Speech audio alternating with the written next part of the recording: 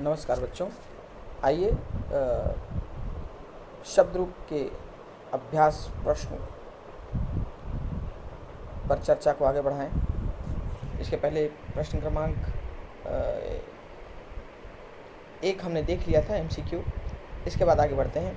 निम्न शब्द रूपानाम मूल शब्दान विभक्ति विवचनानि च लिखत। मूल शब्द, विभक्ति और वचन लिखने हैं इसके।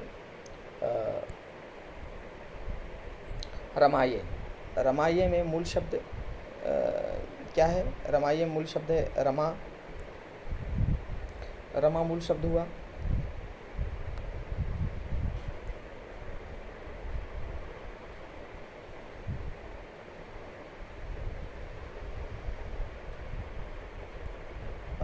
उसमें विभक्ति रमाये, रमाये चतुर्थी का एक वचन है, तो ये चतुर्थी हो जाएगी, चतुर्थी विभक्ति। और वचन रमाये रमाभ्याम रमाभ्या, तो ये वचन एक वचन हो गया, चतुर्थी का एक वचन। इसके बाद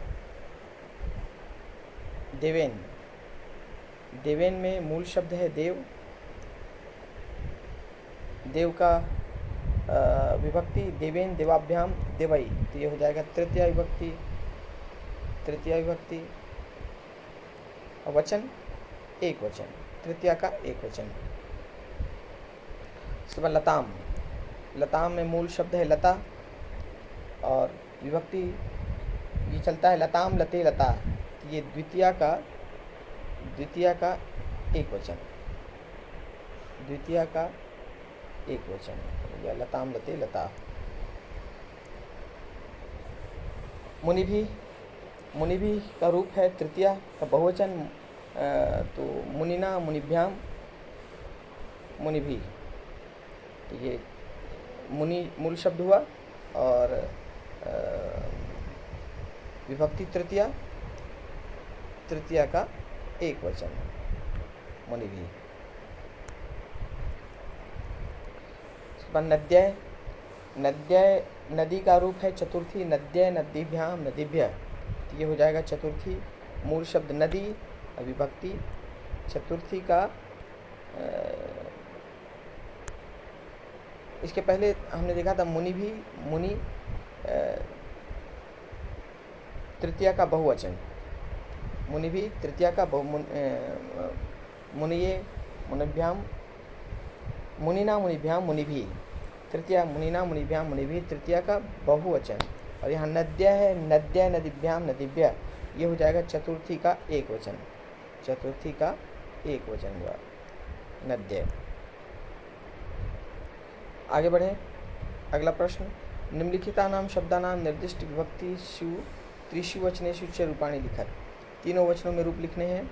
साधु, साधु की तृतीया, साधु की तृतीया का रूप चलता है साधुना साधुभ्याम साधुभी, साधुना साधुभ्याम साधुभी। नर का चतुर्थी, नर की चतुर्थी नरात, चतुर्थी नराय, नराय नराभ्याम नरेभ्यः, नराय नराभ्याम नरेभ्यः। जननी का पंचमी, जननी का पंचमी का रूप जनन्या जननीभ्याम जननीभ्यः, ये नदी जैसा रूप चलेगा, तो इसका रूप हो जाएगा नदी का नद्याः, तो जननी का जनन्या, जनन्या।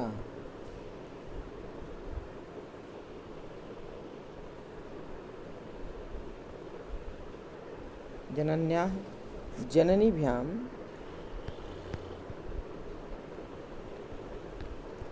और जननीभ्यः, जननीभ्यः। जनन्या जननीभ्याम जननीभ्यः, इसका रूप चलेगा। उसी प्रकार सात धेनु, धेनु का रूप आप पढ़ चुके हैं। धेनु का रूप, धेनु का द्वितीय धेनुम धेनु धेनु, धेनुम धेनु धेनु। उसी प्रकार रमा, रमा की षष्ठी, रमा की षष्ठी। जैसे लता का लतायाः, तो रमा का षष्ठी रमायाः, रमायाः रमाभ्याम रमायाः रमयोः रमाणाम। अगला प्रश्न। कोष्ठक प्रदत्त शब्दैः सह उचित विभक्तिं योजयित्वा रिक्तानि पूरयेत्। कोष्ठक में जो शब्द दिया हुआ है उसे उसके सही रूप को खाली स्थान में भरना है। उद्याने डैश खेलती, उद्याने डैश खेलती, उद्यान में डैश खेल रही है।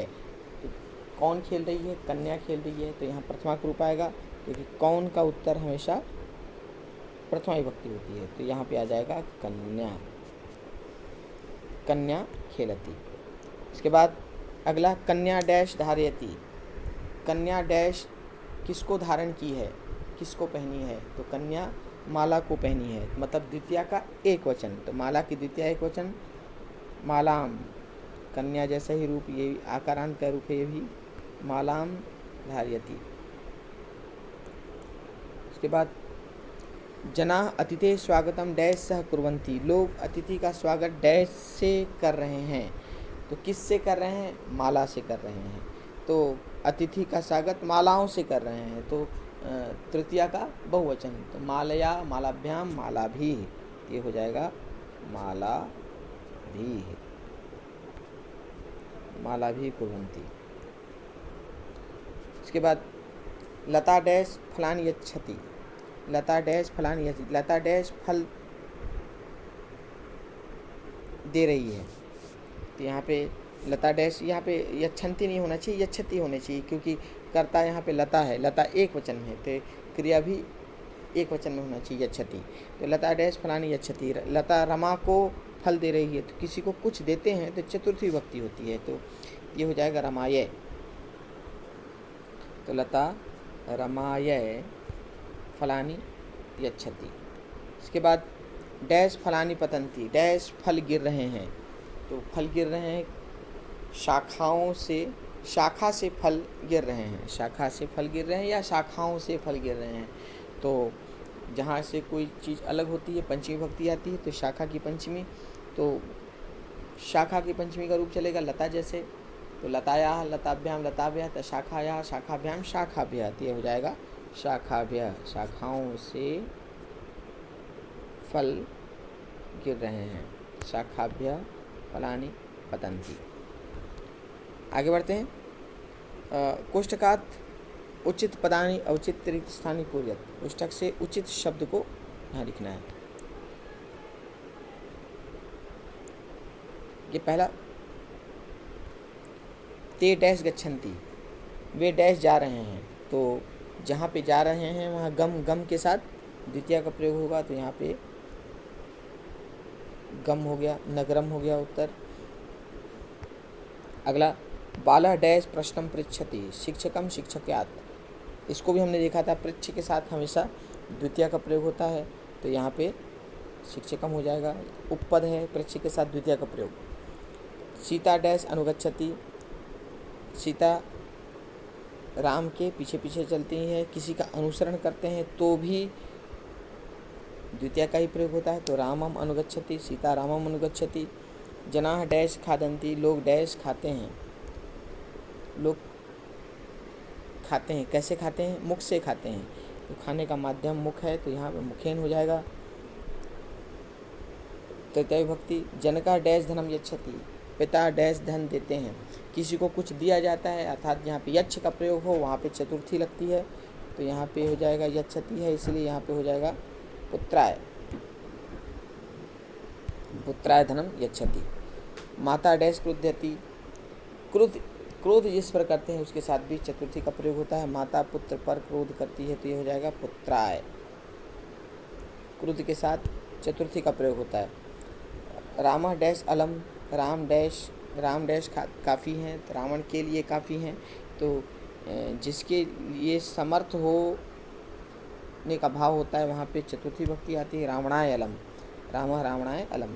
कृषकाः डैश आगच्छन्ति, किसान डैश आते हैं, मतलब किसान खेत से आते हैं। तो ये हो जाएगा क्षेत्रात्, कृषकाः क्षेत्रात् आगच्छन्ति, किसान खेत से आ रहे हैं। डैश शोभा बालकाः भवन्ति, डैश शोभा बालक होते हैं। तो क्या शोभा? घर की शोभा, अर्थात गृह के साथ षष्ठी, गृहस्य शोभा बालकाः भवन्ति, घर की शोभा बालक होते हैं।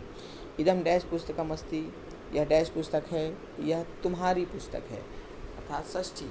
तो युष्मत् की षष्ठी तव, यह तुम्हारी पुस्तक की तव पुस्तकमस्ति।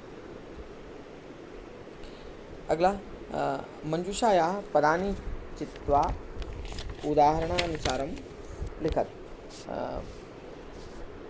तो यहाँ आपको नीचे जो अनुच्छेद ये मंजूषा है, मंजूषा के शब्द के साथ आपको वाक्य बनाना है। कर्ता सब में एक सेम रहेगा। कर्ता बालः, बालः का प्रयोग द्वितीय के लिए क्या होगा? बालः यहाँ जैसे दिया है क्षुधा शमनाय, माने पेट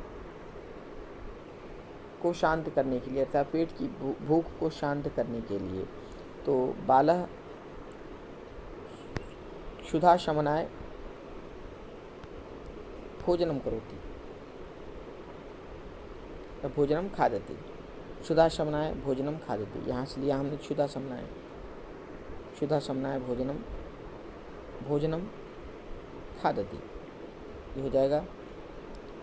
उसके बाद भोजनाय, यहाँ चतुर्थी का प्रयोग। तो बालकः भोजनाय गच्छति, बालक भोजन के लिए जाता है। किसी प्रकार वाक्यों का निर्माण करता बालक के साथ करना है, द्वितीय, तृतीय, चतुर्थी, पंचमी, षष्ठी का प्रयोग करते हुए। तो यहाँ जैसे भोजनेन सह, तो क्या हो जाए? बालकः भोजनेन सह जलम, तो भोजनेन सह जलम पिबति, बालकः भोजनेन सह जलम पिबति। ठीक है। गच्छति, गच्छति के साथ बालः गृहम गच्छति, ये गच्छति के साथ गृहम लगा दीजिए तो ये वाक्य बन गया गृहम गच्छति या विद्यालयम गच्छति। उसके बाद खादति, भोजनम खादति, भोजनात् पंचमी का प्रयोग है। पंचमी का प्रयोग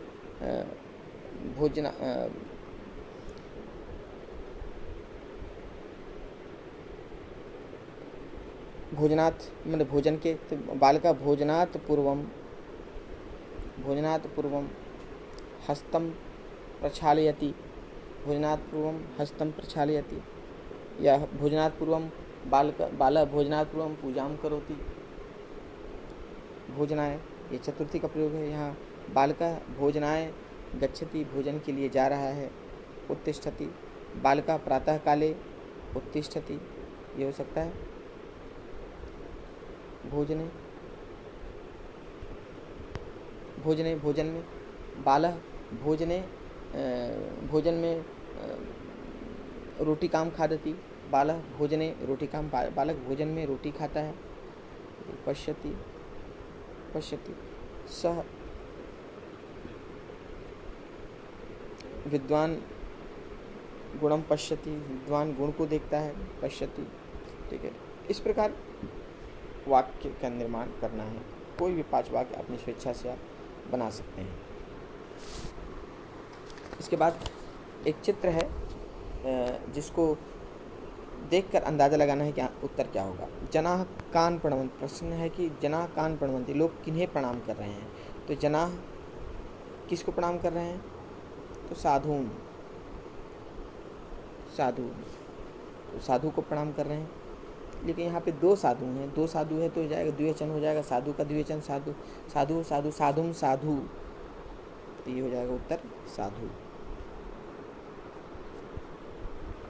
साधु को प्रणाम कर रहे हैं। अगला प्रश्न, केशाम मध्ये ऐक्यम अस्ति, किन के बीच में एकता है? एकता किन के बीच में है? तो ये आप देख रहे हैं यहाँ पे 3 पक्षी हैं, तो ये पक्षियों के बीच में एकता है। तो पक्षिणाम मध्ये ऐक्यम अस्ति, पक्षिणाम मध्ये ऐक्यम, पक्षियों के बीच में एकता है। वृक्षात् कानि पतन्ति, वृक्षात् वृक्ष से क्या गिर रहे हैं? तो फलानि, तो वृक्षात् फलानि पतन्ति।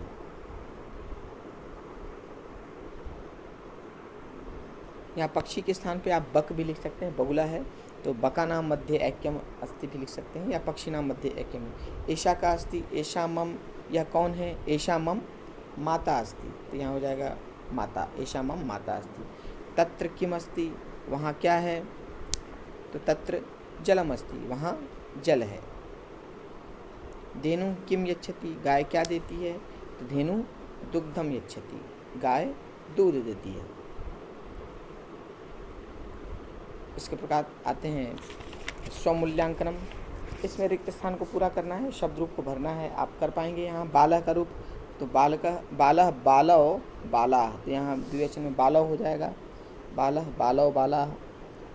डैश देवौ डैश, ये प्रथमा था। बालः बालौ बालाः, तो द्वितीय देवम देवम देवौ, उसके बाद देवान हो जाएगा। नर का नरेण, नरेण का द्विवचन नराभ्याम, तो नरेण नराभ्याम नरैः। उसी प्रकार मनुष्याय चतुर्थी, मनुष्याय मनुष्याभ्याम, तो मनुष्येभ्य हो जाएगा। डैश पुत्राभ्याम पुत्रेभ्य, तो चतुर्थी विभक्ति, तो पुत्राय पुत्राभ्याम पुत्रेभ्य, या पुत्रात् पुत्राभ्याम पुत्रेभ्य भी हो सकता है, क्योंकि द्विवचन बहुवचन दोनों में एक समान चलते हैं। छात्रात् डैश छात्रेभ्य, तो छात्रात् छात्राभ्याम छात्रेभ्य। उसके बाद बालके डैश बालकेषु, तो ये सप्तमी है, तो बालके बालकयोः बालकेषु। वृक्ष का रूप षष्ठी में है, वृक्षाणाम है अर्थात, तो वृक्षस्य वृक्षयोः वृक्षाणाम। सूर्यात्, सूर्यात् का रूप सूर्यात् सूर्याभ्याम सूर्येभ्य द्विवचन। रामेण डैश रामैः, ये तृतीया है, तो रामेण रामाभ्याम रामैः। इस प्रकार शब्द रूप आप स्वयं आसानी से कर पाएंगे। तो इस प्रकार यह पाठ मुझे पूर्ण विश्वास है कि भली भांति आपको समझ में आ गया होगा। मिलते हैं अगली क्लास में नए शीर्षक के साथ। नमस्कार।